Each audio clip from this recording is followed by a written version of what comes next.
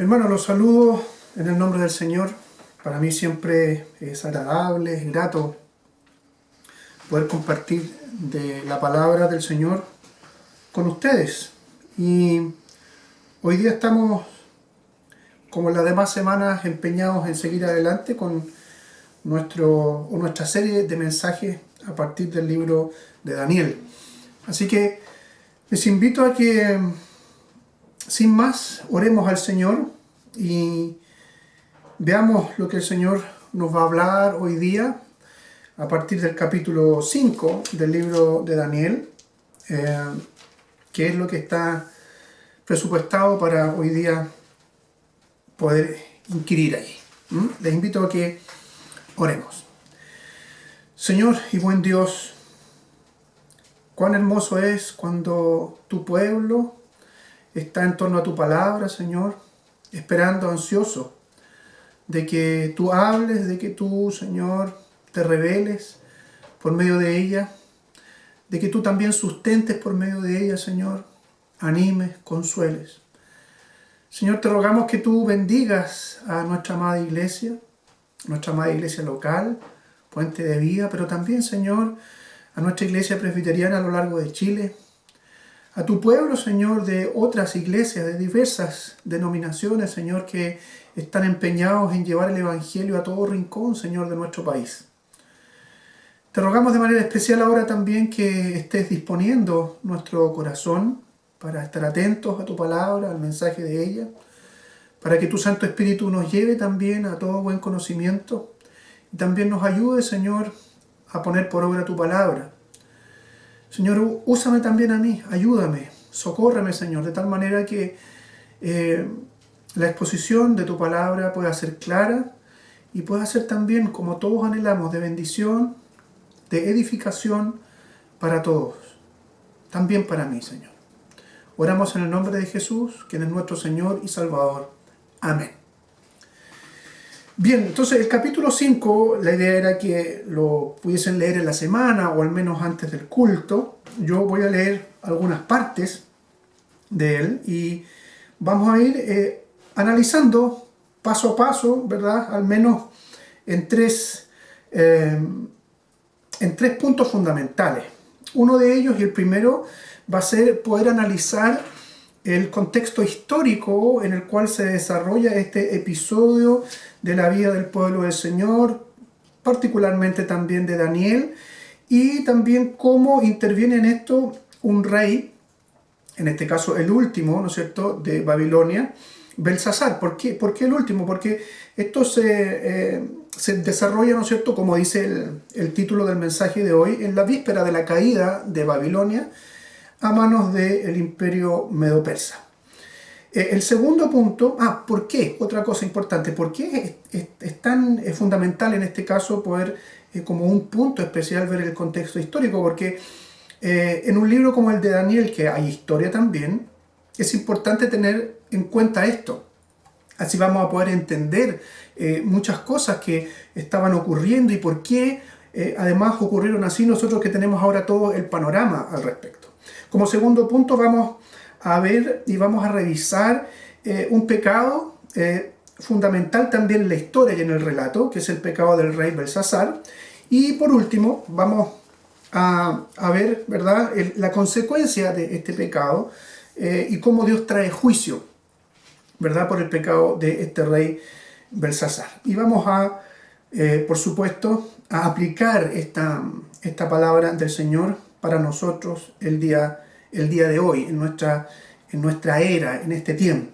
Así que, dice así, voy a leer los primeros 10 versos del capítulo 5 de una manera ágil, de tal manera que podamos recordar lo que habíamos leído ya, ¿no es cierto?, y tengamos más fresco el asunto. Dice así: el rey Belsasar ofreció un gran banquete a 1000 miembros de la nobleza y bebió vino con ellos hasta emborracharse. Mientras brindaban, Belsasar mandó que le trajeran las copas de oro y de plata que Nabucodonosor, su padre, había tomado del templo de Jerusalén. Y así se hizo. Le llevaron las copas, y en ellas bebieron el rey y sus nobles junto con sus esposas y concubinas.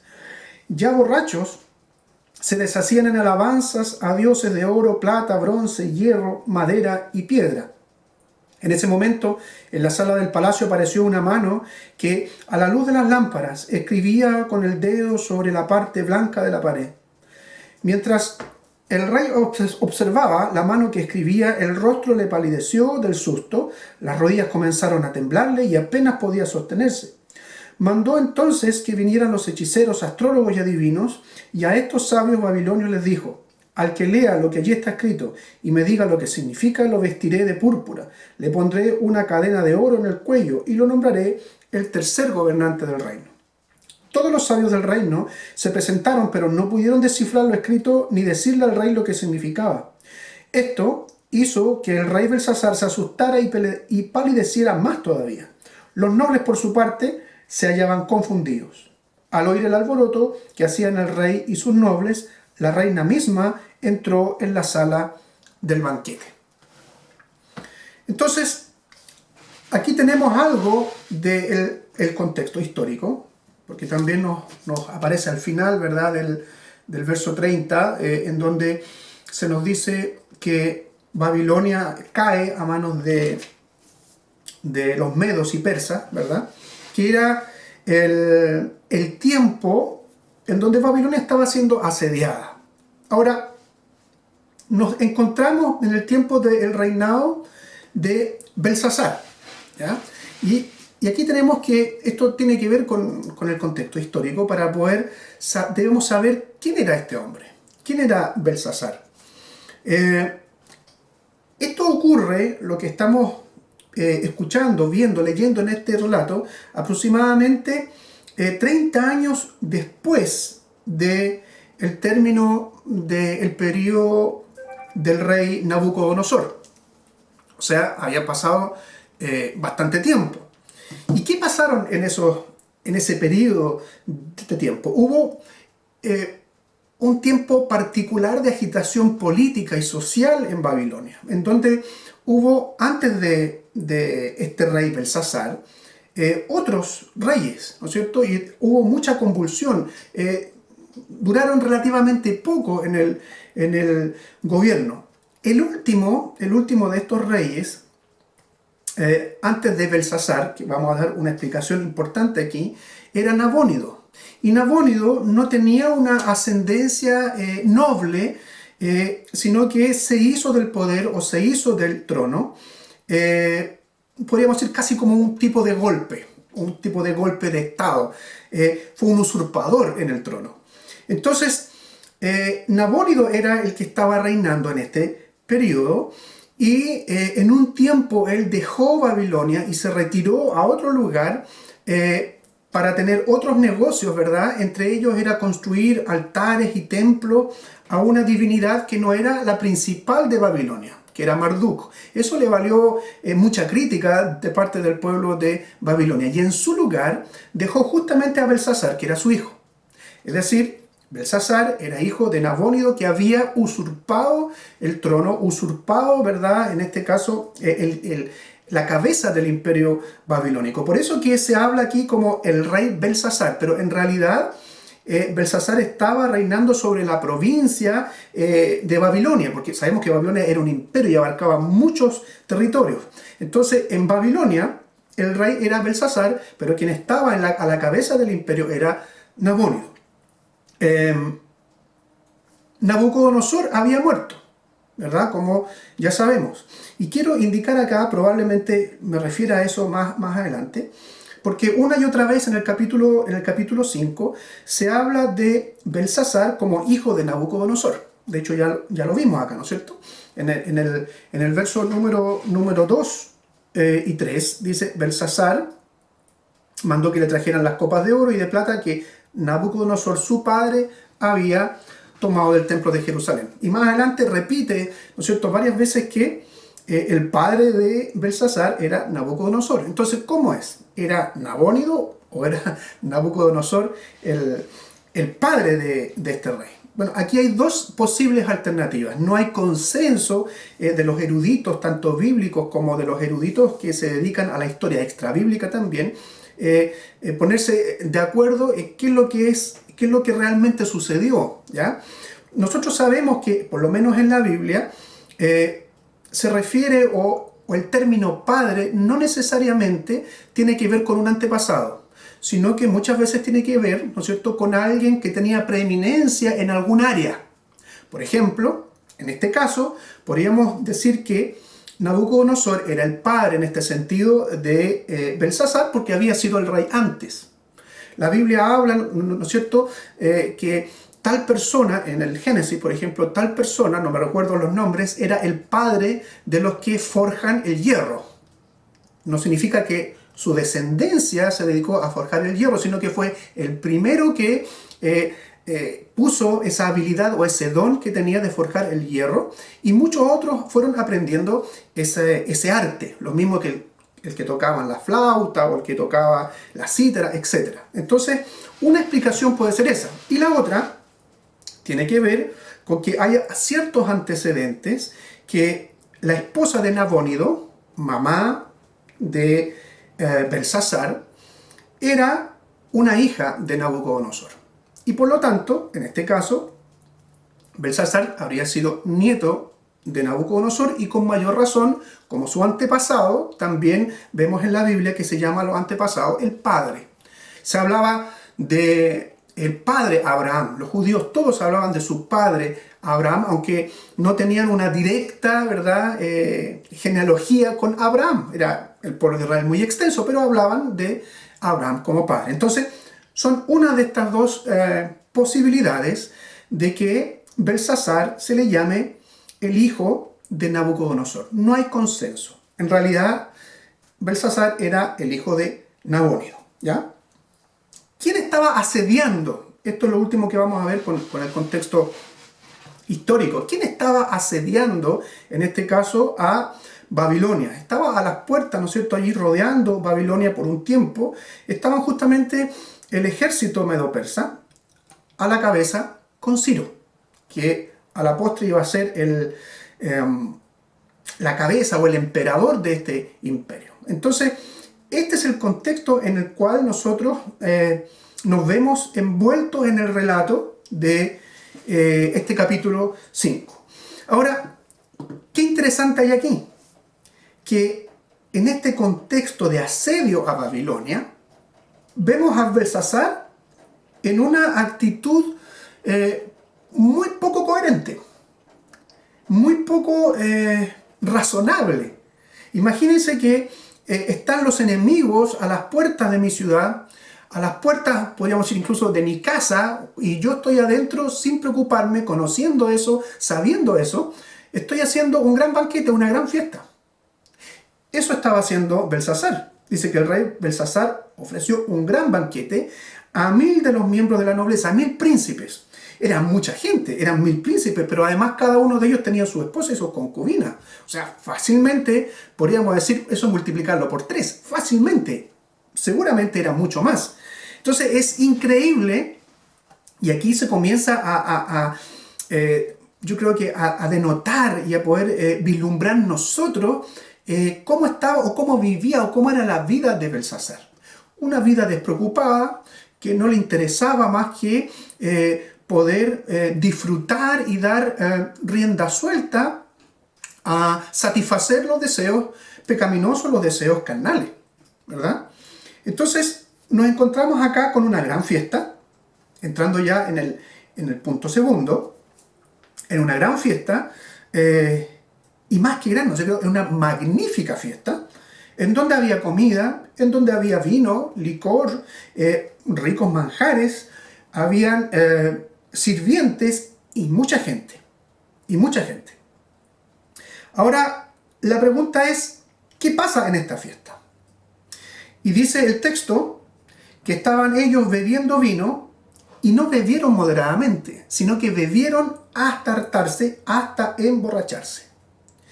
Y en esta borrachera se le ocurre a Belsasar, mientras estaban brindando, ¿verdad?, alzando las copas allí, de una manera desenfrenada seguramente, en esa locura que se le ocurre solamente a los curados, manda que trajeran las copas de oro y plata que el rey Nabucodonosor había tomado y había rescatado como un botín del templo de Jerusalén, pero que Nabucodonosor no había tomado, no había tocado, sino que estaban guardadas.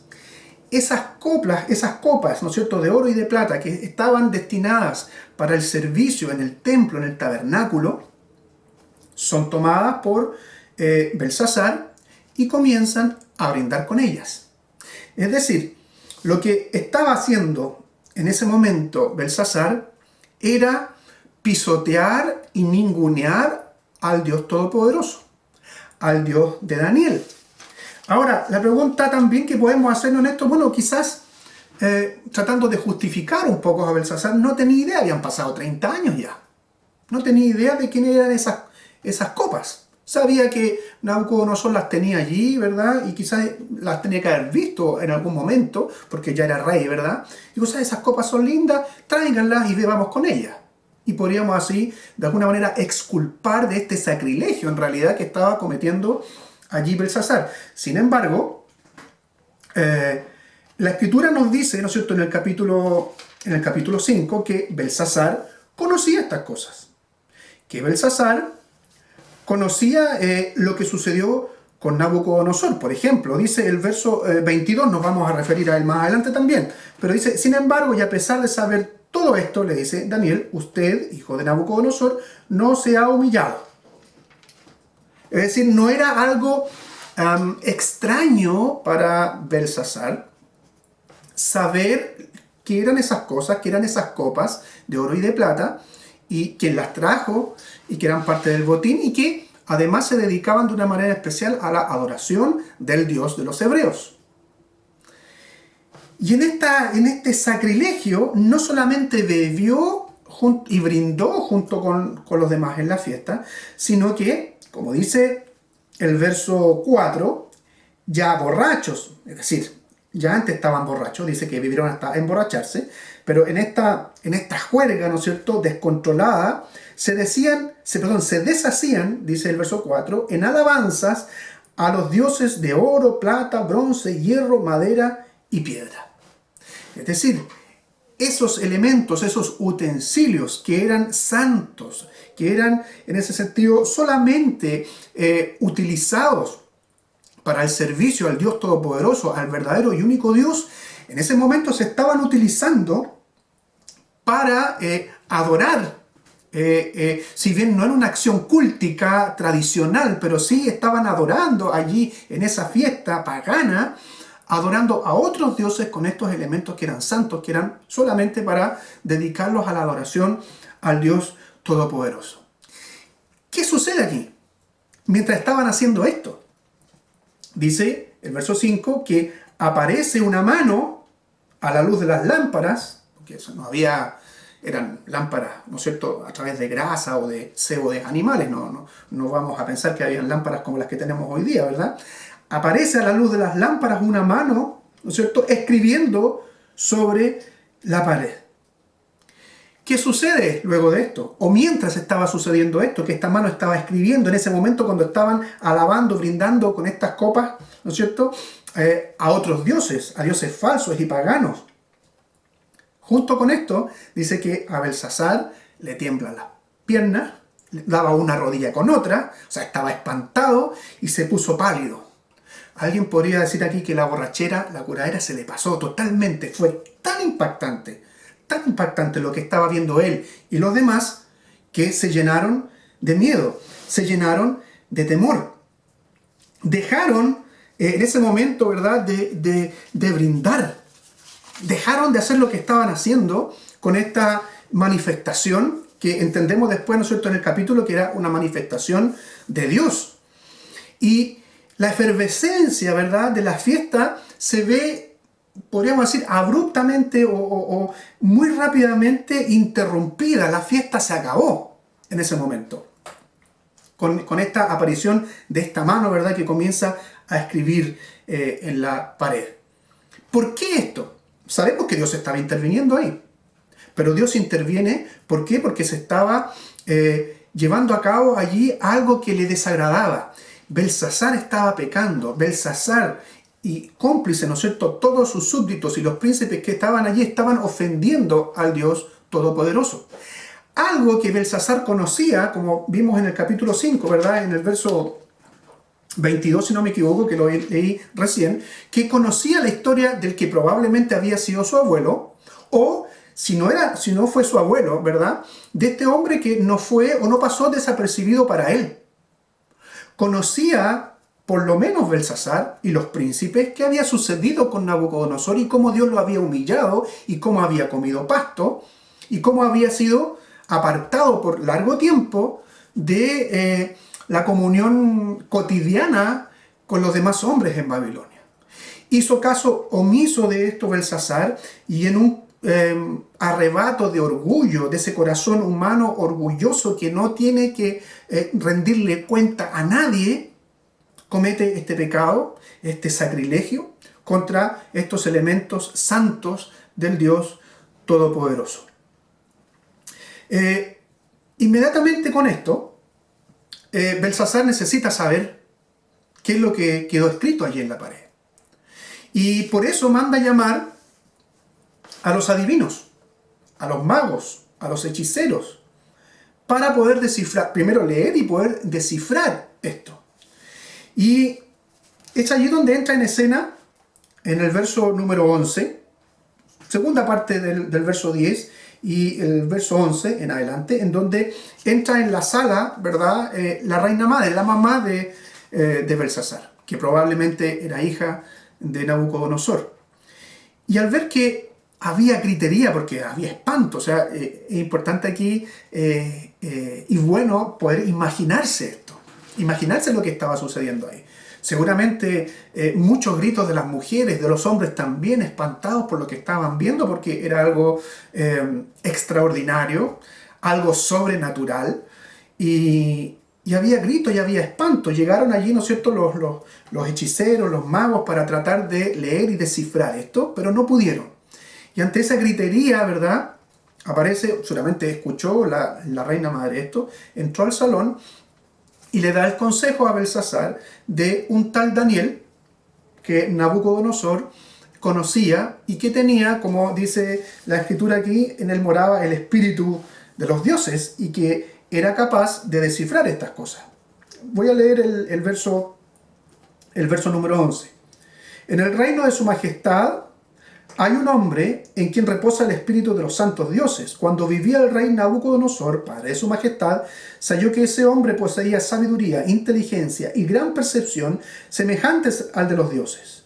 El padre de su majestad llegó a nombrar a ese hombre jefe de los magos, hechiceros, astrólogos y adivinos. Y es que ese hombre tiene una mente aguda, amplios conocimientos e inteligencia y capacidad para interpretar sueños, explicar misterios y resolver problemas difíciles.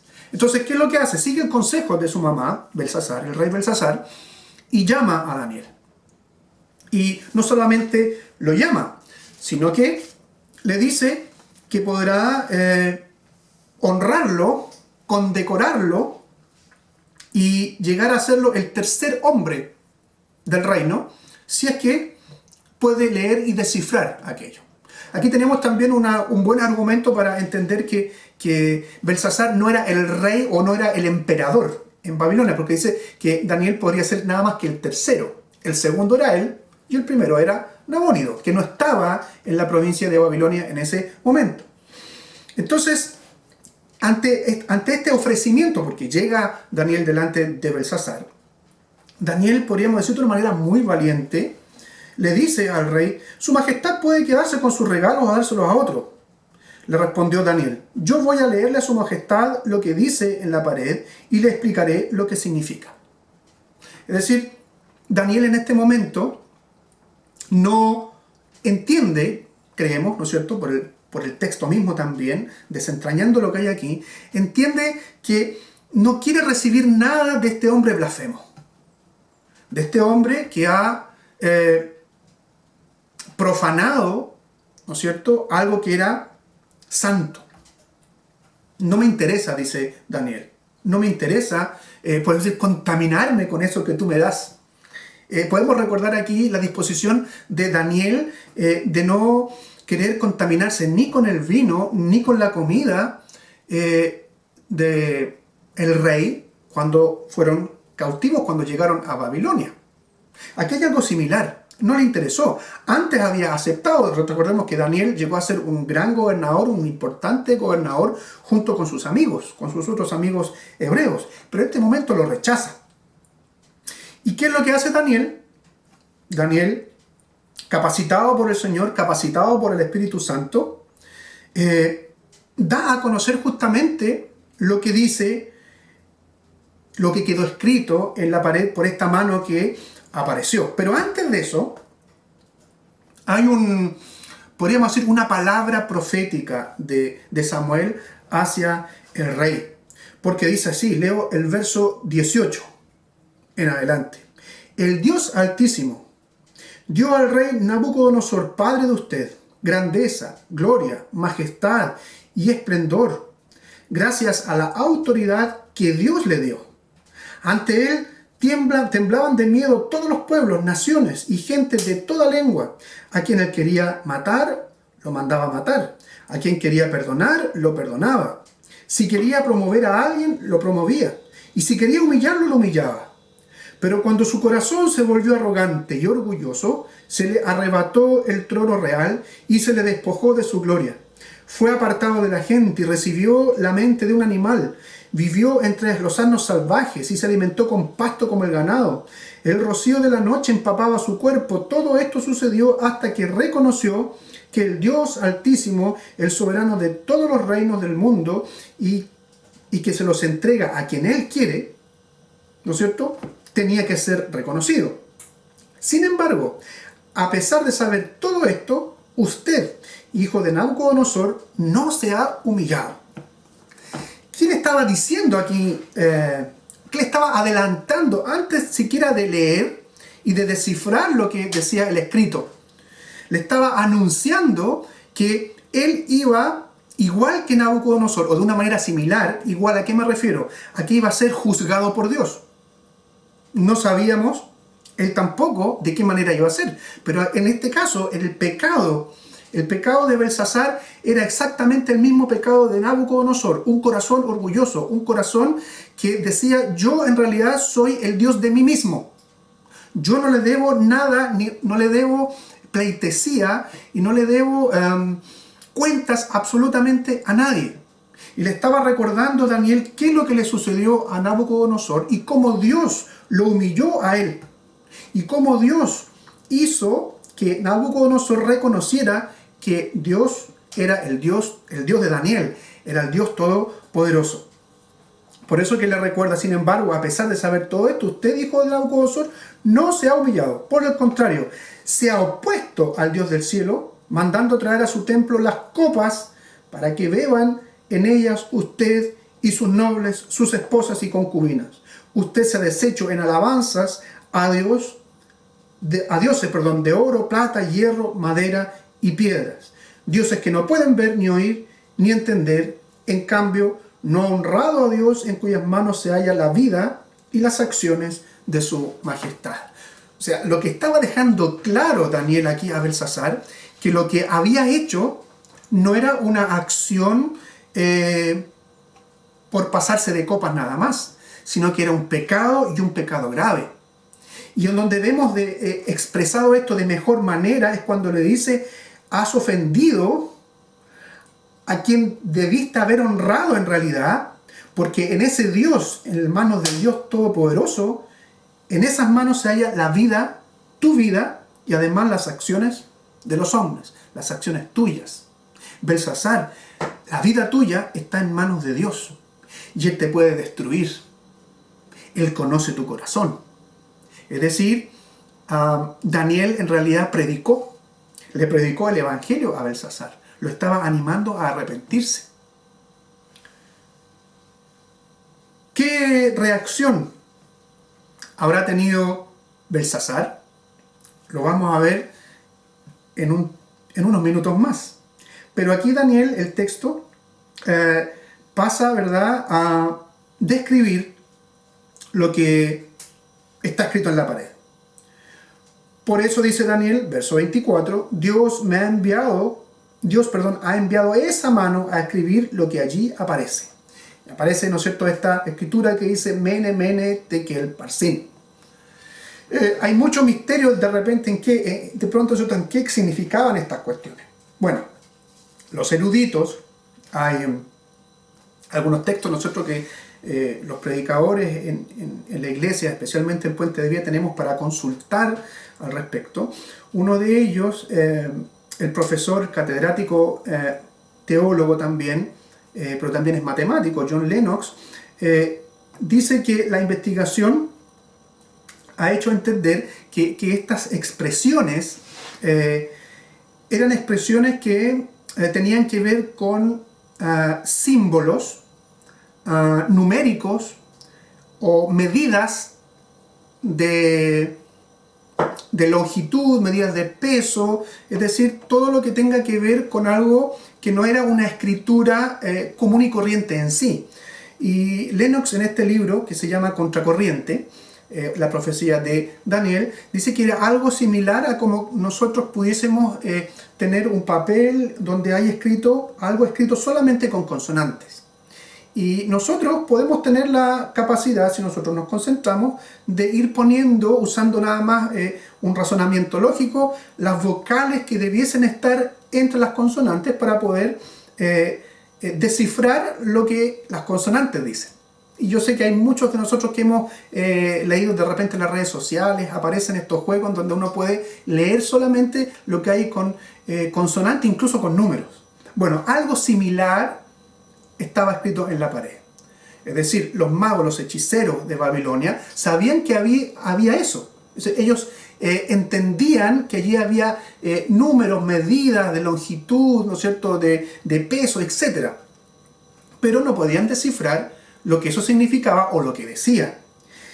Y por eso llega Daniel y dice, pues bien, el verso 26, esto es lo que significan estas palabras. Mene, Dios ha contado los días del reino de su majestad y les ha puesto un límite. Tekel, su majestad ha sido puesto en balanza y no pesa lo que debería pesar. Y Parsin, el reino de su majestad, se ha dividido y ha sido entregado a medos y persas. Queda claro entonces hasta aquí que el pecado de Belsasar había sido esta arrogancia desmedida y podríamos decir también suicida ante Dios. No tomar en cuenta que es el soberano, no tomar en cuenta que es el todopoderoso.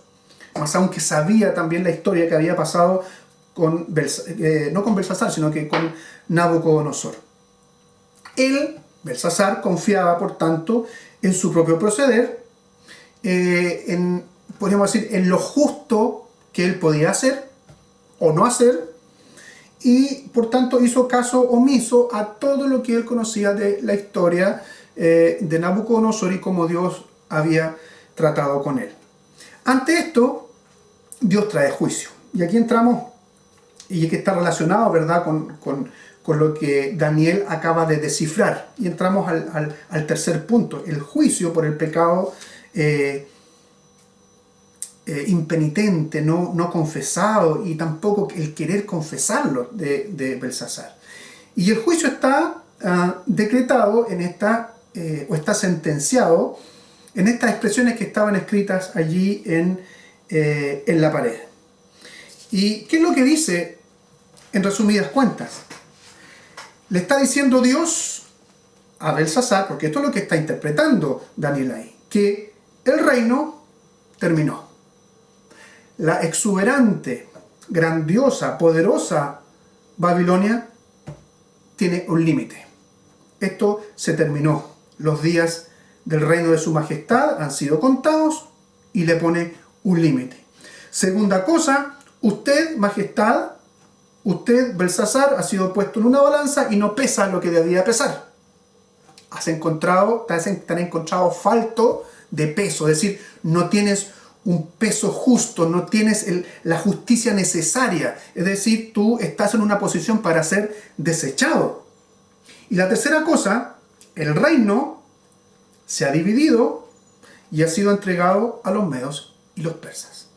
Esto tiene que haber sido un mazazo tremendo tremendo para Belsasar. Es decir, ya el reino ha sido entregado. Y él sabía lo que estaba sucediendo fuera de las puertas, fuera de los muros de Babilonia. Estaban allí al asedio el ejército medo-persa. O sea, le estaba diciendo, esto se terminó, esto se acabó. El juicio está ahora aquí. Y Belsasar, ¿verdad?, es encontrado culpable por parte de Dios. Eso es lo que estaba diciendo Daniel.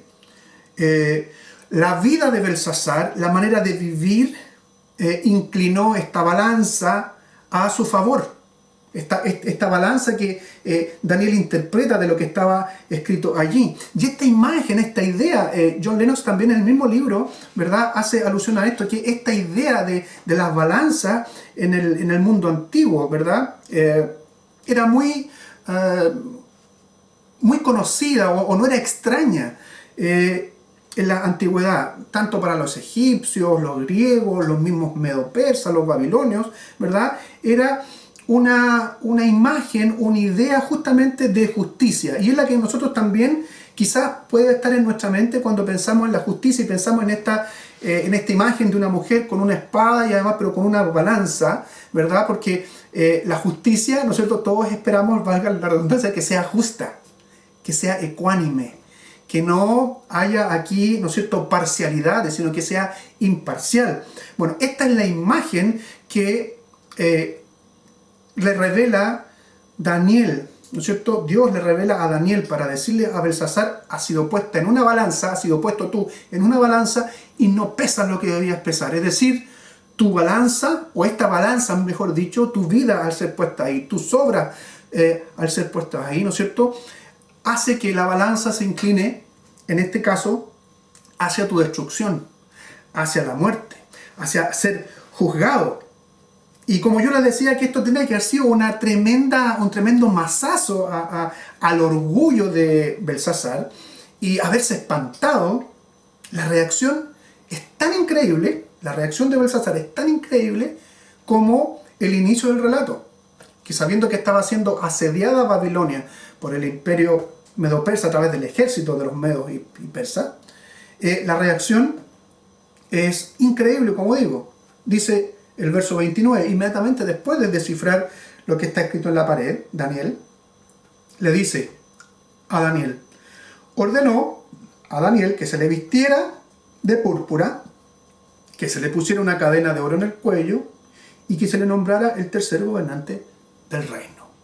O sea, un desprecio total a todo, o por lo menos haber hecho oídos sordos a todo lo que Daniel había dicho.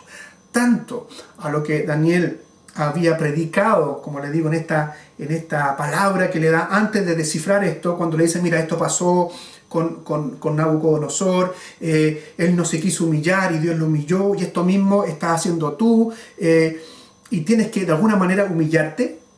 No lo pescó, y tampoco tomó en cuenta el descifrar o la interpretación de lo que estaba puesto en la pared. Desprecia eso, o a lo menos hace oídos sordos, y dicen, bueno, lo que yo te prometí lo voy a hacer, y dice que le manda, ¿no es cierto?, a vestirlo de púrpura y a ponerle una cadena de oro en el cuello y que se le nombrara el tercer hombre de Babilonia. Lo terrible es que termina el texto diciendo que esa misma noche fue asesinado Belsasar, rey de los babilonios, y Darío, el persa, se apoderó del reino. Para entonces Darío tenía 62 años. Entonces, aquí vemos cómo Dios trae este juicio implacable a el imperio, por supuesto, primero, pero también de una manera particular a Belsasar. Hay algo muy curioso en esto. Belsasar, en esta escena, digo, muy curioso en esta escena, porque Belsasar no llama a Daniel por el nombre que se le había puesto, o impuesto, mejor dicho, en Babilonia, que era muy similar, ¿no es cierto?, Belsasar, ¿verdad? Sino que lo llama con el nombre hebreo de Daniel. Y si ustedes recuerdan, el nombre hebreo de Daniel es Dios es mi juez. Es decir, cada vez que estaba delante de Daniel y llamaba a Daniel por su nombre, él estaba proclamando su sentencia. Dios es mi juez. Dios es mi juez.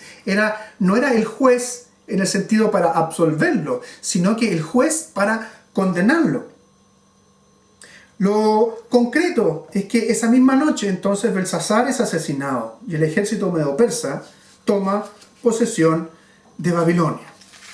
Hermanos, ¿qué verdades encierra todo este episodio? Porque hemos visto el contexto histórico, hemos visto el pecado mismo, la arrogancia de Belsasar, la consecuencia que es el juicio de este hombre, de este rey. Pero, ¿qué verdades encierra este episodio del libro de Daniel y cómo podemos aplicar esas verdades a nuestra vida hoy día? Que en realidad es lo que nosotros tenemos que rescatar como esencia del mensaje del Señor en esta parte de la profecía de Daniel. Una de estas cosas es que a Dios nadie lo puede engañar. A Dios nadie lo puede burlar. Del Señor nadie se burla.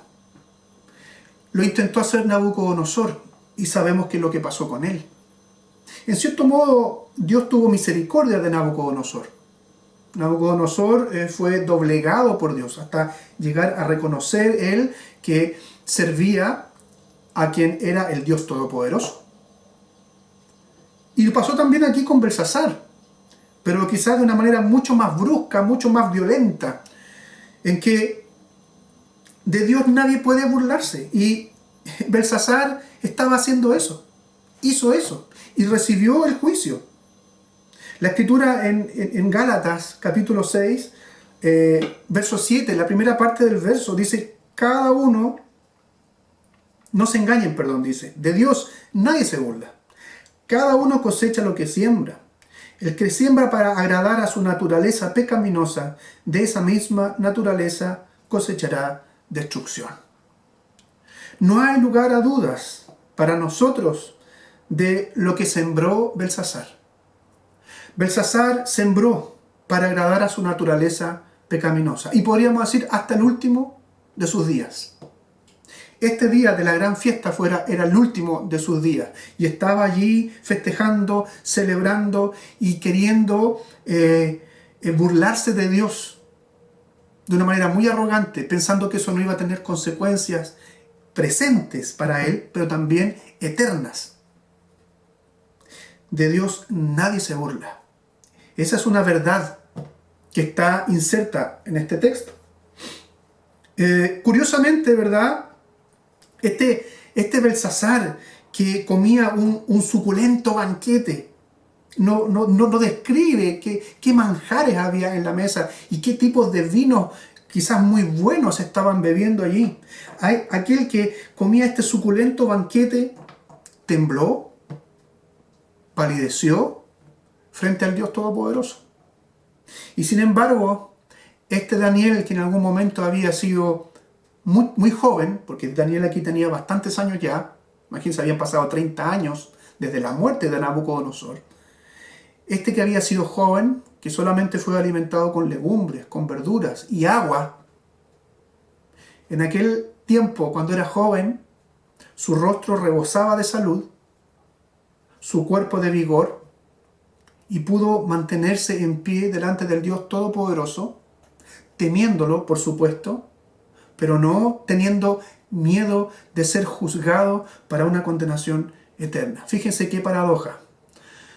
Dos escenas de alimentos fastuosos, pero que no llevan absolutamente a nada, y alimentos sencillos, pero con un corazón dispuesto a obedecer y con un corazón dispuesto a ser obediente al dador de la vida, al dador de la salvación. Entonces, Daniel no es que haya sido sano o haya sido, ¿no es cierto?, haya tenido una salud fortalecida solamente porque comió verduras o legumbres, sino porque la razón era que el que siembra, como dice la segunda parte de Gálatas capítulo 6, verso 7, el que siembra para agradar al Espíritu, del Espíritu cosechará vida eterna. Y es lo que entendió Daniel también, que debía hacer, cómo debía proceder en su vida, siendo una vida en gratitud por aquel que le había otorgado seguridad y otorgado salvación. Daniel entendía que su vida estaba en las manos del Señor. Sus acciones también, el que pesa los corazones, estaba allí, delante de él, día y noche. Pero él confiaba en el Señor. Es decir, hermanos, todo hombre, toda criatura humana tendrá en algún momento que dar cuenta frente al juez supremo. La Biblia lo dice así: valdrá el día del juicio, donde todos tendrán que dar cuenta delante de Dios. Y aquí pasamos a lo último de esta aplicación. Primero, que del Dios nadie se puede burlar. Y esto es una palabra dura y que implica juicio, si es que hay burla, si es que hay arrogancia. Pero por otro lado, en ese juicio, los hombres y mujeres serán puestos en una balanza. Así como descifró Daniel, ¿no es cierto?, en esta escritura en la pared, serán puestas en esta balanza con la cual Dios hace justicia. Y el resultado de lo que entregue, los datos que entregue esa balanza, estarán a favor o en contra de los hombres. Y esto es terrible. ¿Qué pasa con nosotros? ¿Qué pasa con nosotros que estamos oyendo este mensaje hoy día? ¿Qué pasa si el Señor nos pone en su balanza? ¿A dónde se inclinará esta balanza? ¿A qué lado? ¿A la condenación o a la justicia?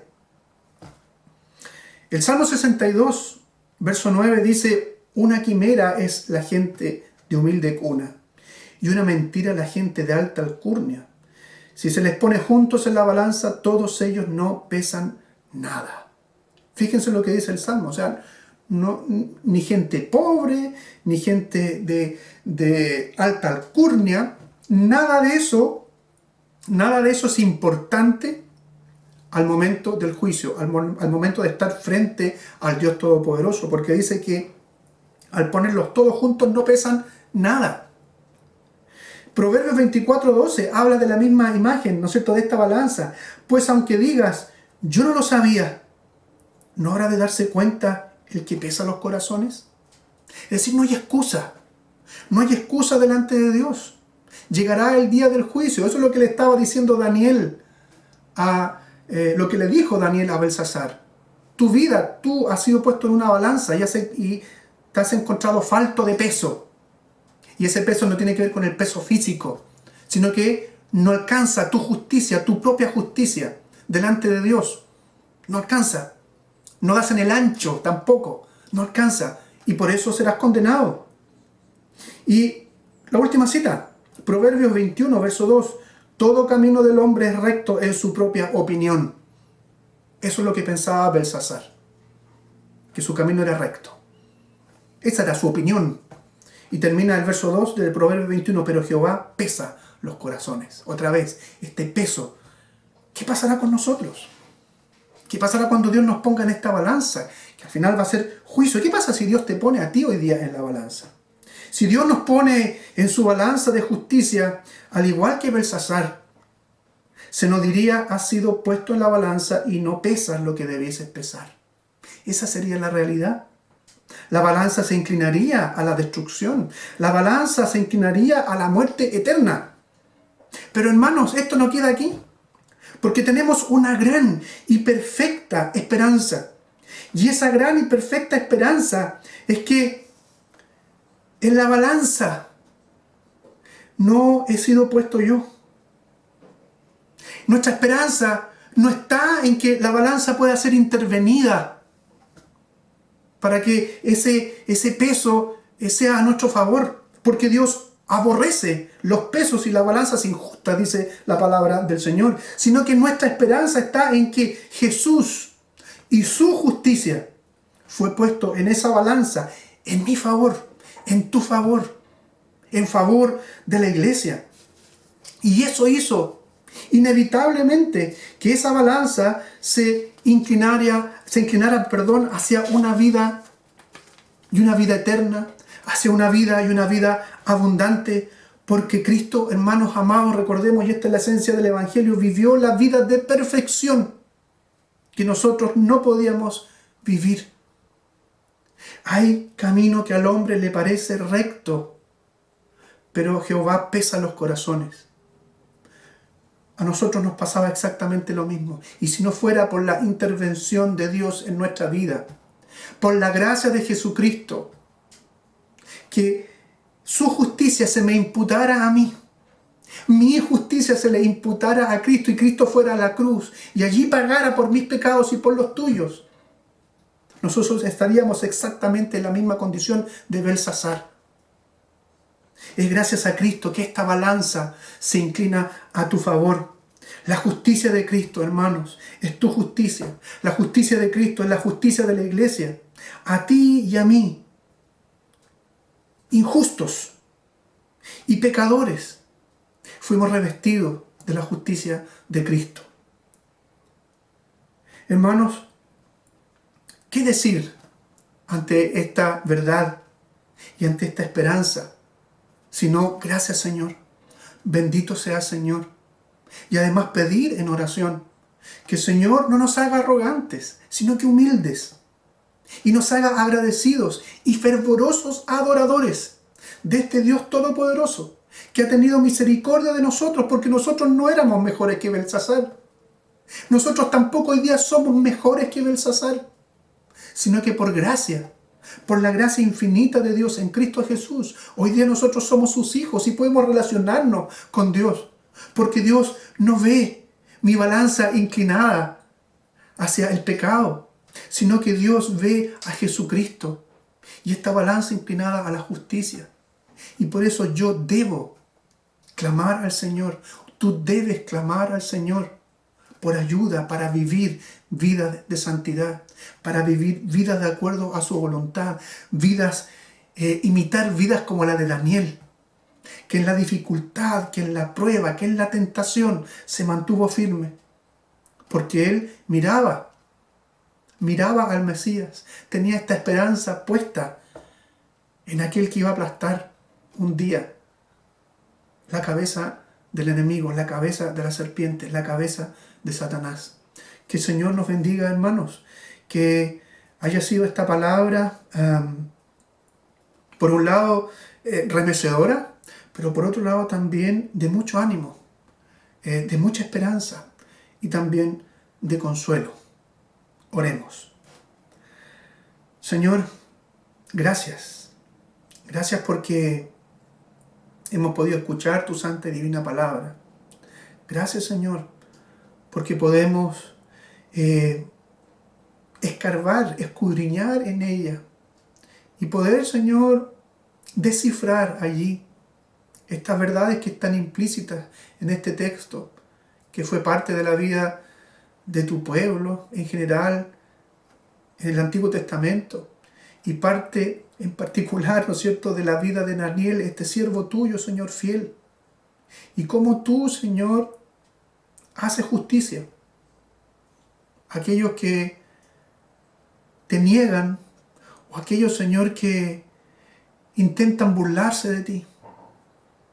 Esperamos ansiosos, Señor, también aquel día en donde tú traerás juicio, donde tú juzgarás a las naciones. Nosotros siendo parte de aquello también, Señor. Sabemos que nada ni nadie, ningún delito, ni ningún, Señor, infractor de tu ley perfecta quedará impune, sino que tú darás a cada uno el justo precio de ellos, Señor.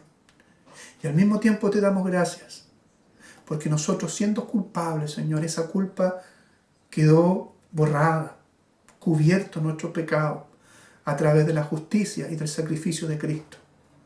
Por eso nosotros hoy día podemos ser parte de tu pueblo, Señor, y queremos el auxilio de tu Santo Espíritu para poder vivir las vidas que tú demandas de nosotros, vidas en gratitud, pero también vidas en santidad.